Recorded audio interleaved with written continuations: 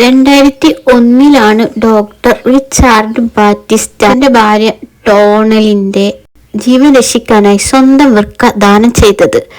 2 തവണ വൃക്ക മാറ്റിവെക്കൽ ശസ്ത്രക്രിയ പരാജയപ്പെട്ടതിനെ തുടർന്നായിരുന്നു ഇത്. എന്നാൽ 2005 ഡോണർ വിവാഹമോചനത്തിന് കേസ് നൽകി. ഇതോടെ ഡോക്ടർ റിച്ചാർഡ് ഒരു വിചിത്ര ആവശ്യവുമായി രംഗത്തെത്തി. താൻ നൽകിയ വൃക്ക തിരിച്ച് വേണം, അല്ലെങ്കിൽ അതിന് പകരമായി $1.5 മില്യൺ, ഏകദേശം 12 കോടി നഷ്ടപരിഹാരം നൽകണമെന്നായിരുന്നു അദ്ദേഹത്തിന്റെ ആവശ്യം. ഭാര്യയ്ക്ക് മറ്റൊരു ബന്ധമുണ്ടെന്ന സംശയവും അദ്ദേഹം ഉന്നയിച്ചിരുന്നു. എന്നാൽ കോടതി ഈ ആവശ്യം നിഷ്കരുണം തള്ളി. അവയവദാനം എന്നത് ഒരു സമ്മാനമാണെന്നും അത് തിരിച്ചെടുക്കാനോ വിൽക്കാനോ പാടില്ലെന്നും കോടതി വ്യക്തമാക്കി. മനുഷ്യാവയവങ്ങൾക്ക് വിലയിടാൻ നിയമം അനുവദിക്കുന്നില്ലെന്നും നൽകിയവർക്ക് തിരിച്ച് ആവശ്യപ്പെടുന്നത് നിയമവിരുദ്ധമാണെന്നും കോടതി വിധിച്ചു. അങ്ങനെ ആ വിവാദപരമായ ആവശ്യം കോടതിയിൽ പരാജയപ്പെട്ടു.